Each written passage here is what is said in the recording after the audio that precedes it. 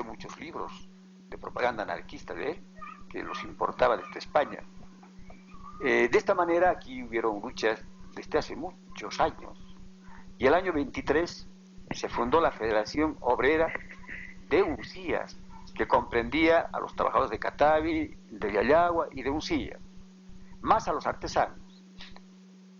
Esta gente luchaba por el derecho de sindicalizarse y protagonizó la masacre del año 23.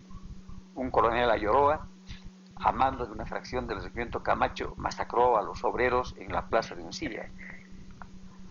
El sindicato del siglo XX antes se llamaba de Yayagua y fue organizado bajo la influencia del PIR, de los estalinistas del PIR. Tuvo mucha participación Ruiz González, que era vecino de la población de Yayagua, ¿no? Allá por los años 40, aprobaron sus estatutos, etc. Cuando el POR penetra en el movimiento obrero, precisamente lo hace a través del sindicato de Yayagua, ¿no? Logra trabajar con grupos de obreros de avanzada, con algunos dirigentes inclusive, y coordina sus movimientos en sus luchas por defensas salariales. En esa forma, yo concurrí, después de haber estado aquí en el Congreso de la Federación de Mineros, en el tercer Congreso, concurrí a Pulacayo juntamente con la delegación de Yayagua. Y así se presentó el proyecto de la tesis de Pulacayo. En el texto dice presentado por el sindicato de Yayagua, ¿no? Y desde ese momento, ni duda cabe que Yayagua ha sido el centro del movimiento trotskista. Ha sido una lucha muy brava que han librado los trotskistas. Ellos han combatido frontalmente contra el MNR, cuando todos apoyaban al MNR, incluyendo el PCB.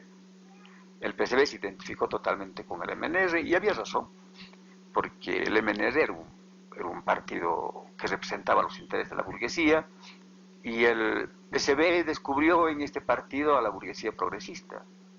El POR fue el único partido que lo combatió de frente. Era una lucha tremenda. Muchas veces los obreros, los camaradas trotskistas de Yayagua, siglo XX, fueron apresados por los propios obreros y enviados a la cárcel. Entonces, venciendo esa resistencia, logró el POR aquí sentar las bases de una posición política y teórica muy firme. Así se elaboró en estas luchas la teoría de la revolución boliviana y el fortalecimiento del POR como corriente política. Porque el POR es eso, la corriente política más vigorosa de Bolivia, que ha trotskizado a todos los partidos, sin excepción, incluyendo ADN, ¿no? ADN repite muchas cosas, Falange repite las cosas del POR, el PCB copia nuestra caracterización sobre Bolivia, ¿no? Entonces aquí la política boliviana gira alrededor del trotskismo, influenciada por el trotskismo, y eso se está demostrando en este Congreso. Su representación es débil numéricamente, pero políticamente la tendencia más poderosa es la discusión central, el eje central. Y esa es consecuencia de la larga lucha librada por el trotskismo en Bolivia y particularmente en los distritos mineros y en el siglo XX sobre todo. Don Guillermo, ¿qué nos puede decir acerca de la masacre que se sufrió en el año 49? El año 47, en las elecciones de esa época, fue firmado un pacto entre el POR y la FSTMB, que se llamó el Frente Único Proletario, y llevó una brigada de poristas y de miembros de la federación al Parlamento, senadores, 2 senadores, un sindicalista, Lechín, y un porista, Mendívil, que murió posteriormente. Y en diputados igual, una parte igual de militantes del POR y otra parte de miembros de la Federación de Mineros, entre ellos el secretario general Torres estaba ahí. Yo era jefe del bloque en diputados, del bloque minero parlamentario. Era miembro de la Federación en el comité ejecutivo. En esa condición, parlamentario, dentro de la concepción que tenemos del Parlamento, convertida en tribuna revolucionaria, yo vivía inmerso en la lucha de los sindicatos, sin ser obrero. Yo no he sido nunca obrero, yo vengo, en realidad tengo una extracción universitaria. Dirigí En esa condición, aquí en el año 49, un conflicto salarial que desembocó en una huelga y en un choque violento con el gobierno, que se desencadenó en la masacre de mayo del año 49. Cuando estaba en este distrito dirigiendo el conflicto, juntamente con algunos miembros de la federación, entre ellos Torres, y de los sindicatos de la región, fuimos apresados cuando íbamos a hablar por el telégrafo de Catavi con La Paz. En medio camino nos hicieron una encerrona, las fuerzas policiales y del ejército cerraron los caminos y nos llevaron a Oruro, al Alto y a Chile, desterrados. Los obreros, de manera espontánea, cogieron rehenes después de una asamblea en la Bocamina, y posteriormente los rehenes, que eran técnicos extranjeros y algún nacional, concluyeron decapitados. El gobierno dijo que eran los obreros. Los obreros dijeron que habían muerto como consecuencia de un asalto al local sindical y un bombardeo con morteros. No sé cuál será la verdad, no ha sido posible establecer. Yo he estado preso después en el Panóptico con los protagonistas, que fueron condenados a muerte. A mí me eliminaron del proceso porque simplemente no querían enfrentarse en público con el dirigente político y me eliminaron del proceso, pero no me largaron. Yo seguía en el Panóptico, me mandaron preso al Perú, etc. El POR osadamente defendió a los obreros el derecho de matar a los rehenes. Defendimos que en la lucha, en la guerra, que es la lucha de clases, quien toma rehenes pone la condición de ejecutar al rehén si no le dan ciertas concesiones del gobierno, que era la libertad de sus dirigentes. En ese sentido, el POR defendió, el único partido de izquierda que defendió a los mineros de semejante horror, de barbarie. Toda la izquierda quedó horrorizada, dentro y fuera del país. Don Guillermo Lora, en aquella época la ZOSCA pagó a los periódicos burgueses para que publiquen una historia acerca de esa masacre, indicando que en realidad el que había dirigido toda aquella masacre era Guillermo Lora y el POR. También de alguna manera, y bueno, y de esa forma se permitió la publicidad más grande de esa masacre. También cuando la tesis de Pulacayo en realidad fue publicada posteriormente por un diario de La Paz que dio la publicidad nacional a la tesis. Es decir, ¿usted cree que el intento de la ZOSCA por hacer daño al movimiento obrero publicando estos acontecimientos en los cuales se había enraizado el POR, más bien le hizo un favor al Partido Obrero? Sí, en realidad la ZOSCA creía que publicando, por ejemplo, la tesis de Pulacayo, iba a prevenir al país contra ese movimiento, iba a apartar a los obreros. De igual forma, para ellos, los obreros solos no podían haber tomado rehenes y haberlos ejecutado. Tenía que ser el POR, el más radical Lora, porque ellos hicieron una historia secreta, un relato secreto de los acontecimientos, que nosotros descubrimos después de la nacionalización de las minas y publicamos. No, hemos publicado varias veces ese documento, y ahí hablan. Dicen que yo era un resentido social, un amargado, y que bueno, mis taras psíquicas las volcaba en la ferocidad, en la lucha, y que aconsejaba matar a todos, etc. La verdad es que yo no tuve el honor de haber aconsejado a los obreros que tomen rehenes. Los obreros lo hicieron de una manera espontánea, como hacen tantas cosas. Pero es otra cosa que, lógicamente, yo me identifiqué con ese movimiento. Yo nunca he negado la responsabilidad política del POR de haber sido el agitador de esos acontecimientos. Yo entraba aquí al interior de la mina a agitar a los obreros. Y cuando los obreros me decían, había un capataz que es un matón, que no se utiliza, entonces láguenlo al cuadro. No. Entonces yo entraba clandestinamente todos los días y hacía sesiones en todas las asambleas, estando de diputado. Nosotros estábamos usando el Parlamento como tribuna revolucionaria, metidos en el seno de las masas. Era nuestra misión, muy riesgosa, porque podía costarnos la vida. Pero ¿qué importaba eso? Estábamos cumpliendo una tarea revolucionaria. Don Guillermo Lora, acerca de la masacre de la noche de San Juan, ¿qué nos puede decir? Bueno, yo no estuve acá, pero indudablemente fue una operación del gobierno de Barrientos con el intento de ahogar una insurgencia obrera.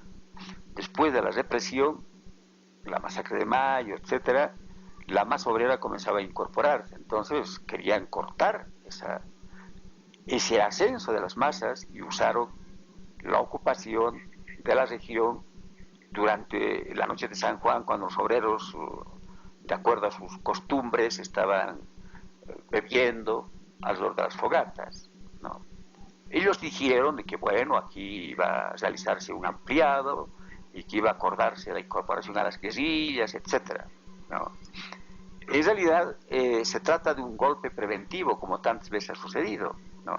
Igual cosa fue el golpe de Banzer, fue un movimiento preventivo, cortar la amenaza insurreccional de las masas de una manera sangrienta, ¿no? En su obra Revolución, dentro de la Revolución, Regis Debray plantea que toda la región que está por la Yagua, especialmente el siglo XX, y también en Colombia, una región campesina, serían lugares esencialmente de autodefensa militar e ideológica. Regis Debray señala que eso ya ha pasado a la historia y que lo que corresponde es hacer guerrillas e ir a la ofensiva, no largar ideas, sino empezar a disparar. ¿Qué opinaría usted de esto? Bueno, es pues el meollo del equívoco del foquismo. El foquismo considera que la autodefensa obrera, que es imprescindible en la existencia del sindicato, porque es una acción destinada a preservar la integridad física del sindicato,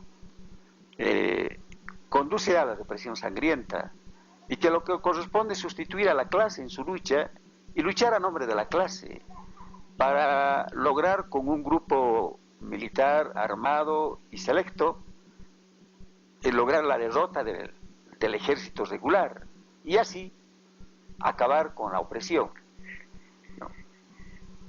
Evitando que los obreros sigan desangrándose.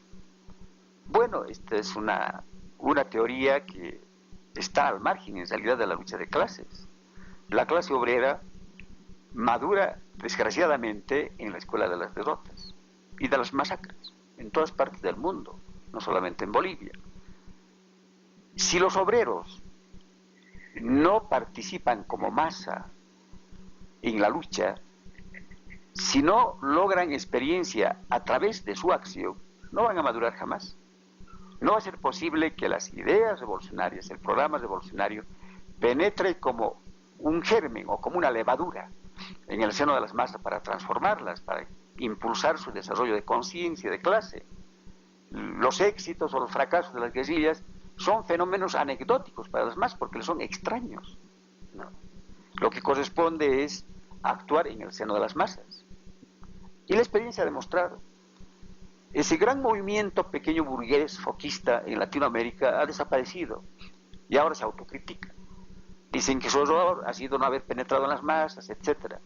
Y al autocriticarse han ido al otro extremo, se han vuelto democráticos, ya no son revolucionarios. Don Guillermo Lora, pasando a la tesis política de Pulacayo, aprobada en el Congreso de Pulacayo, ¿qué importancia le atribuye a este documento? ¿Cuáles los errores en el documento? ¿Y qué cosa no se logró poner en este documento? ¿Qué cree usted que le faltó o el documento estaría completo? Bueno, la tesis de Pulacayo tiene un mérito. Primero, que supera toda la discusión en la izquierda latinoamericana acerca del carácter de estos países atrasados. Tradicionalmente el estalinismo e incluso algunas corrientes trotskistas señalaban que el continente latinoamericano era semifeudal o feudal. La tesis, en realidad materializando la concepción de Trotsky sobre la evolución del capitalismo combinado, indica que Bolivia es un país capitalista atrasado. Es decir, que ya está viviendo la experiencia capitalista. y que por eso mismo el proletariado puede consumar una revolución nacional bajo su dirección política.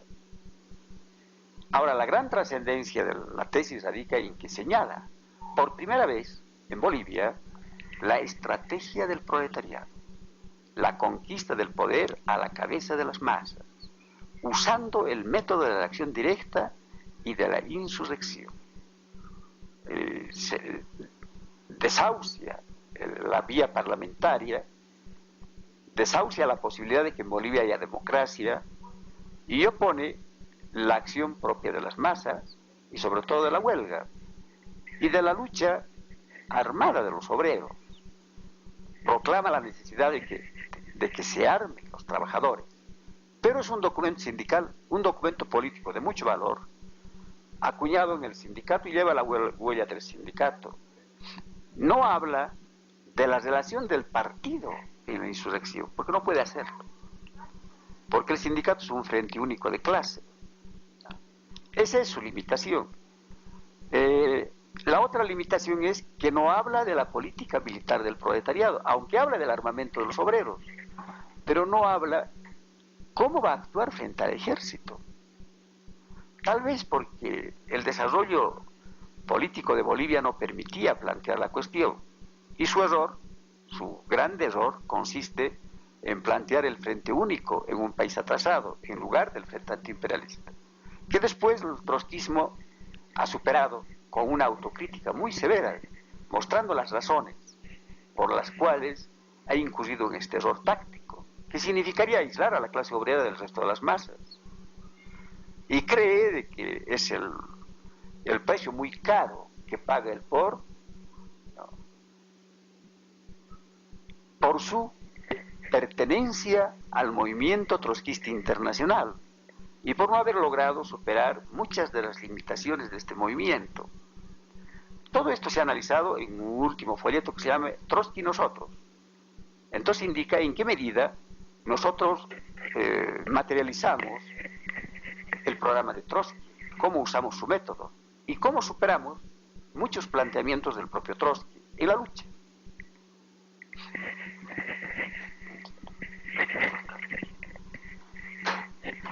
Acerca de la historia de la tesis de Pulacayo y su estrecha relación de usted con la primera, al haber sido su autor, ¿nos podría contar cómo, en qué momento lo hizo, cómo trabajó para hacer esta tesis? La tesis de Pulacayo en realidad fue la respuesta a un problema concreto. ¿Qué actitud asumían los obreros ante el programa ante el gobierno de la Rosca, que emergió de la contrarrevolución del 21 de julio, consecuencia de la alianza de la Rosca con el estalinismo? Lógicamente, urgía dar una respuesta política al momento, propia de los trabajadores, afirmar su independencia de clase, por tanto, enarbolar su propia doctrina y su propia estrategia. Y charlamos con la gente del siglo XX y con los trotskistas que habían acá, los primeros núcleos, que tenían un nombre curioso, se llamaban Flecha Verde, de gente no muy bien formada, en realidad obreros muy impulsivos, muy elementales, muy instintivos. Y tomé a mi cargo redactar el documento, y lo hice en relación a la actitud que asumían los obreros en este distrito, muy radicalizados, ya en marzo, ¿no? Y además que preguntaban concretamente dónde iba el gobierno nacionalista, y luego expresaban la certeza de que el gobierno de la Rosca, el gobierno restaurador, iba a destruir todas sus conquistas, y que si era suficiente defenderlas en el plano sindical o había que plantearse una lucha política contra el gobierno. Entonces, claro, este dictado de la clase esta orden que daba la clase, yo la tomé para redactar el documento. Y se hizo muy deprisa. Un documento panfletario que se hizo de aquí, del viaje a Oruro, y de Oruro en un vagón de segunda clase a Uyuni, y de ahí a Culacay. Casi en el viaje, ¿no? Y conserva ese estilo, ¿no? Panfletario, muy vehemente, pero sin embargo muy bien inspirado, porque respondía a esas preguntas de las masas, es decir, traducía en lenguaje político y lógicamente en un estilo un poco elevado, doctrinario, trotskista, lo que las masas estaban pensando de manera muy contradictoria y hasta incoherente. Por eso, durante mucho tiempo, el POR y yo consideramos que se trataba de la obra de la clase obrera, de los mineros, programa de los mineros, autor los mineros. Pero mucha gente quiso aprovechar este hecho. Lechín, a pesar de que combatió muchas veces la tesis de Pulacayo, se presentó varias veces como autor. Y cualquier persona se presentaba como autor. Decía, yo he hecho la tesis de Pulacayo. Y cuando comenzó la pelea con algunos grupos trotskistas del exterior, ellos manifestaron por escrito que era una comisión de la Cuarta Internacional enviada a Bolivia la que redactó el documento. Fue entonces que dije, bueno, yo lo redacté. Pero siempre repetí lo que digo ahora. Yo redacté, pero la tesis la pensó la clase. Y por eso penetró, perseguida, combatida, permanece hasta ahora. Junto a la tesis de Pulacayo han aparecido cientos de documentos. La gente se olvida. Entre ellas, la propia tesis del Cuarto Congreso, que retoma en parte la línea de Pulacayo, pero no permanece. Y claro, ¿por qué permanece la tesis? Porque señala la perspectiva de la conquista del poder. Va a permanecer hasta tanto el proletariado no tome el poder. Y señala la verdadera táctica, la acción directa. De tal modo que ese documento es una especie de biblia del movimiento obrero y del movimiento político boliviano. Alguna vez algunos grupos trotskistas quisieron que la tesis sea su programa, entre ellos los posadistas. Y parece que también los que siguen a Jiménez, a Cirilo Jiménez, manifiestan que su programa es la tesis, pero no puede ser programa político, porque no habla del papel del partido en el proceso revolucionario y en la insurrección. Por eso no puede ser programa político estrictamente. El partido tiene que tener otro programa. Perdón, doctor, Sí. un paréntesis sobre el tema. ¿Cuál es la concepción suya acerca del partido? Bueno, el partido es lógicamente la vanguardia obrera políticamente organizada alrededor de un programa. Es partido programa. Es en realidad la conciencia de la clase. Es en el partido donde se resume la conciencia de la clase. Por eso, no están en lo cierto los que dicen, si las minas se cierran, desaparece la clase y desaparece la conciencia. La vanguardia, mentira. Pueden decapitar a toda la clase obrera. Lo que se ha logrado en la evolución de la conciencia de la clase ha traducido en fórmula política, en el programa. Los que pueden venir después, porque el capitalismo no puede existir sin clase obrera,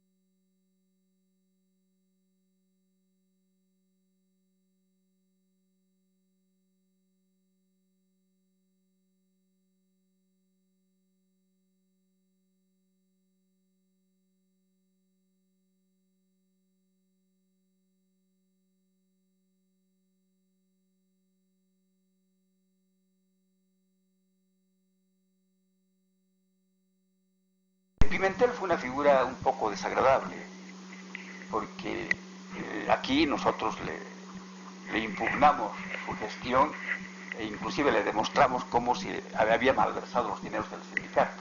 Está publicado en un folleto. ¿No? Sino que además tuvo muchas vinculaciones con los gobiernos, sobre todo con el de Barrientos, según declaró el ministro de gobierno de esa época, que era Antonio Arguedas. Yo no conocí a García, ¿no? Él era stalinista también. Y aquí los líderes que se forjaron, los líderes trotskistas, fueron César Lora y Isaac Camacho. Elementos que trabajaron como en el interior de la mina. César Lora era perforista en Besa y Camacho trabajaba en Brocal. Y lograron personificar a la clase gracias a su posición programática y a su formación como partidista. En realidad se dio un fenómeno muy notable. Ellos ganaron una elección acá y el MNR quiso dividir el sindicato para neutralizar a los trotskistas.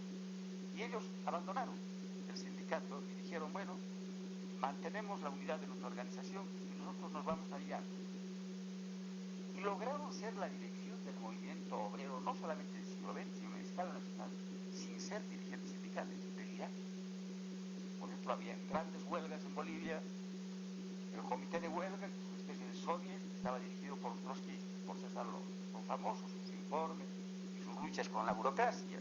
Él combatió de frente, tenazmente, contra la burocracia y contra Lechín en numerosos congresos. Bueno, estos líderes cayeron en la lucha. César Lora fue asesinado cuando estaba penetrando clandestinamente al siglo XX para realizar asambleas, que lo hacía cada vez, incursionaba en ellos, expulsados del distrito, incursionaban aquí, penetraban en el interior, mire, hacían asambleas y desaparecían. En una de esas operaciones muere asesinado. Más tarde va a ser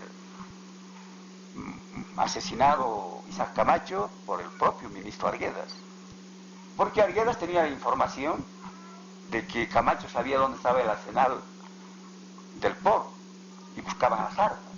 En realidad esas armas que existían fueron entregadas a las masas en la lucha y no había el arsenal, no existía ya en ese momento. Bueno, las torturas, etcétera, lo mataron. César Aguilar era un gráfico, no era en realidad un minero. Él murió en la misma época que fue asesinado César Lora. Lo secuestraron en Cochabamba y lo mataron. No sabe precisamente dónde ni dónde está su cadáver. Volviendo a la pregunta de la Asamblea Popular, el POR no tenía la suficiente fuerza a nivel de organización como para imponerse, ¿o qué es lo que ocurrió? La Asamblea Popular duró una semana. En realidad fue simplemente un germen de lo que podía ser. Es claro que el POR estaba apoyado como ahora en el gran empuje de las masas obreras y particularmente mineras, pero no era el partido mayoritario. Pero una fuerza ahí, y todos los sectores, sobre todo los ultras de la época, los maoístas, el MIR, etcétera, podían formar mayoría